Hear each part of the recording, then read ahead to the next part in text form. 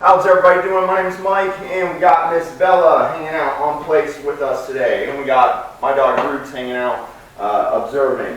So today we're going to work on her place command, which is it's basically a crate without walls. So this bed, good girl, good place, Bella. So I said that to her because she laid down. So place is like a crate without walls. So often, what it's meant to do, it's a bed that is meant to manage them and their behavior so they're not free roaming your home and getting into all. There's going to be so many things that happen from a dog free roaming. So we give them a job, we give them a place, a piece of furniture that is theirs to relax and sit on. Now when I put her up there, she is not allowed to leave until I give her another command. So I will correct her if she tries to leave. Now place. Now often owners will put the dog on place and they'll want to tell the dog to sit or lay down or something. So when the dog goes to place, we don't say anything to him. We say place, we put her on there, and then she's allowed to do whatever she wants except for any nonsense like chewing the bed or something like that, or chewing the leash. Then we would correct her. But she can sit, stand, or lay down on this piece of furniture. Now, when she lays down, I set myself up and I set the owners up to reward the dog. So when she lays down, it's good girl, good place, Bella. Good place, Bella. Good girl. We reward her for that. Rather than having to tell the dog sit or lay down, we want her to achieve that on her own and set our relationship up so I can reward her for the things I want. Rather than just, a lot of it I think is a little bit of impatience as the owner wants the dog to lay down on the bed and look relaxed. So they try to command the dog to do that. When it's going to be better just to put the dog on the position, drop the leash, lay it out, so if she tries to get up and run for whatever reason, I can stop her from what she's doing. I have access to the dog. Then we just walk away and I act like she's not there, And if she tries to get off, she stands up and then tries to put her leg over the edge, that's when I'll catch her and say something. Now the biggest mistake people make with place is they put the dog there and then they just don't pay attention at all. You have to have like a sixth sense where you feel the dog is moving or thinking about getting off, So those are just a couple of tips for place. After you've done it with your dog for a long time, your dog's going to look like my dog. I could leave my home, I could tell my dog place, and I can go to the gas station and back. The dog's not going to move. I could go pretty much wherever I want. The dog's not going to leave place because we've done it so much, it's muscle memory for him. Same thing with this crate. I can leave the crate door open and have other dogs in my home in their crates with their crate door shut, and he will not move because he's been trained, and it's his muscle memory that does it. Same thing with her. So we're going to go ahead and start practicing her heel, her sit, and place. And it's very important that we do every little thing is so important, especially with a dog like her who's came to me very excited and is very used to getting her way, so she will try over and over again. And the reason is for that is because the dogs like this have succeeded in their home and getting their way. As you can see now, she is so much calmer and she's much easier to deal with, but she still has a little ways to go. So first thing, we grab the leash. I grab the leash. Just because I grab it doesn't mean she can stand up, sorry, she could stand up. I don't want her to stand up, but it doesn't mean she can leave place just because I grab the leash. Now, if we simply always walk up to place and we just take it and we tell the dog to heel and we go, the dog, every time you grab the leash, that is now going to be a signal for the dog to move. So when we grab the leash, place, good girl, good place, and I kind of move it around a little bit.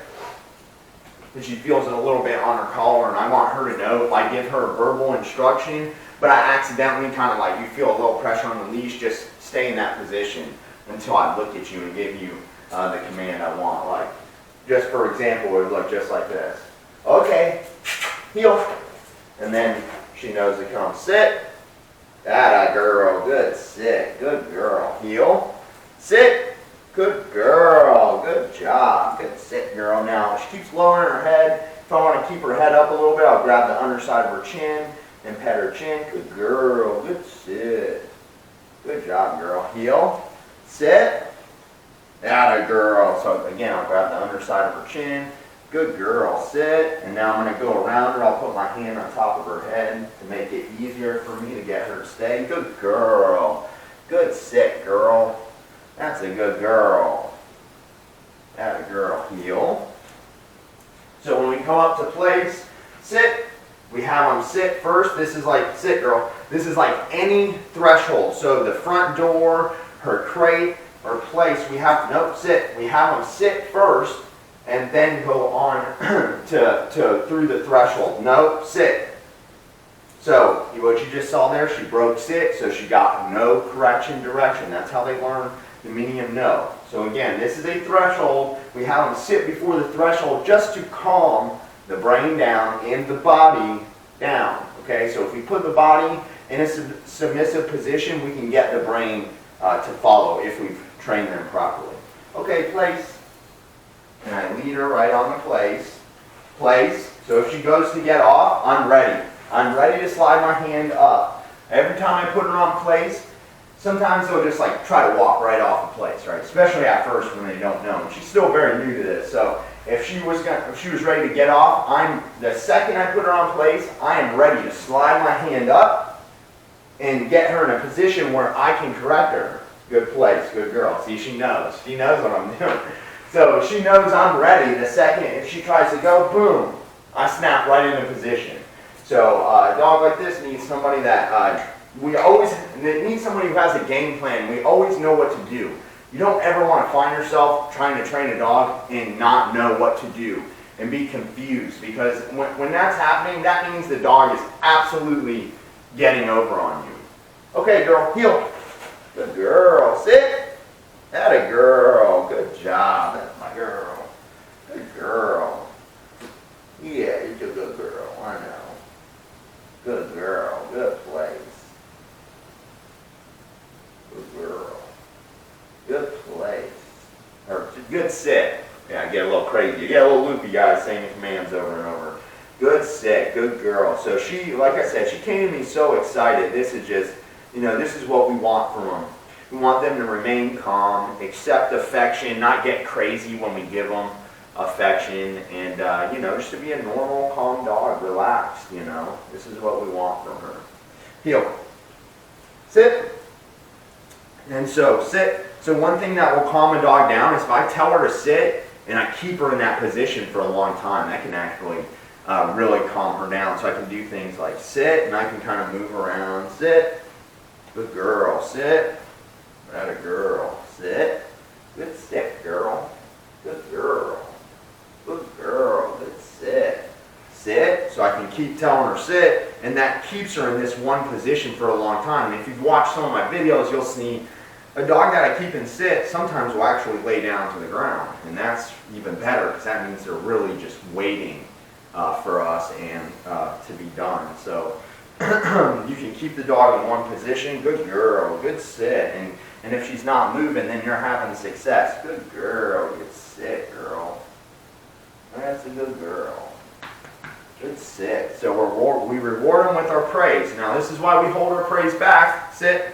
This is why we hold her. See, I corrected her before she went to itch, but likely when they itch, they're going to stand up. So I correct her from moving from that position. Also, yeah, she does have my dog here, which is a distraction for her, So we're working her around different distractions. And even, believe it or not, me talking to the camera is a distraction because I'm not focused directly on her. Good sit, girl. So we put her in position, keep her there for a long time. And again, we work the dog several times a day to get this behavior from them. It becomes muscle memory. Once we start giving them structure, rules, boundaries, you really see their life start to improve. Okay, heel. Good girl, heel.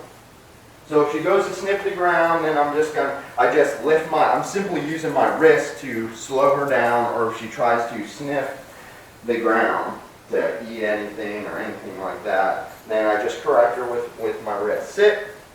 Good girl. Good sit, girl. Good job. Now, if you watch my video with her before on sit, you're going to see a big difference.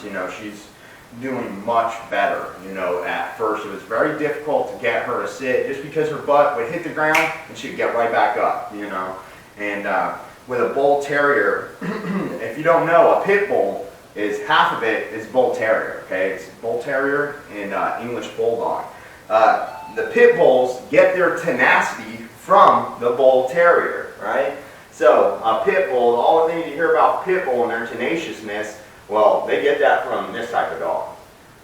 Good girl, good sit. Atta girl, heel. Sit. Place.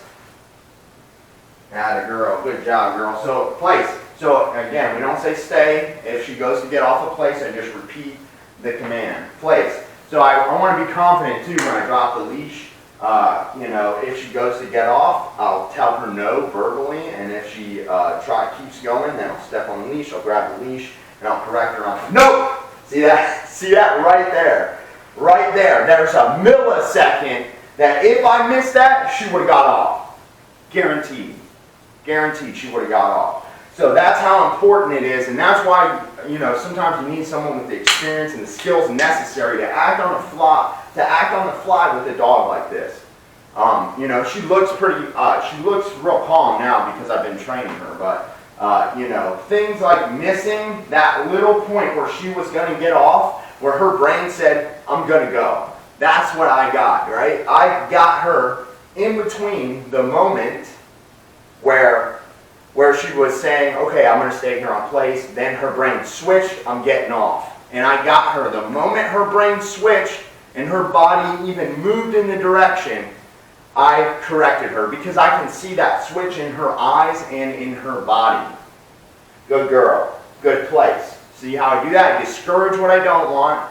I reward what I want. I reward her for laying down on place, but I discourage her when her brain turns and she goes to get off of place. So she's doing a really good job. You know, it's not her fault. She needs me to help guide her through this. She was not taught properly from a puppy. This is what you would do with a puppy, is you would train them to do all these things, and then you would never see all the symptoms the owners were dealing with her, which was pretty much everything under the sun. You know, she's tearing everything up. She doesn't bite people or anything like that, so no aggressive tendencies from her, but everything else, you know, jumping, she's really learned how to get over on people and how to annoy them. You know, that's a way, if the dog can get you angry or annoy you, then that makes you look weak, and it actually makes them the leader. That's one of the things they do to kind of, you know, they're pushing you around, and whoever can push the other one around successfully, that one becomes the dominant dog. The dominant dog becomes the leader. So you can't let the dog get you angry, but you have to be very specific in your goal with the dog, what you're doing, and have a plan. Just like me, I said earlier in the video, I go, if she even tries to get off, if she goes to get off at all, I'm going to correct her before she gets off, right? We want to correct the dog before, not after she gets off. I want to correct her before she gets off. That's what a leader does, correct them before they make a mistake. If she had gotten off and then I wait to correct her until when she gets off, now I have to say no correction and put her back on the position. If I correct her before she gets off, like I did, she never left the position. Which one's going to make the dog learn faster, right? The mistake that owners usually make is correcting the dog for after the dog has done something wrong. What we do in training, what we do different, is we correct the dog the moment before the dog does something they're not supposed to.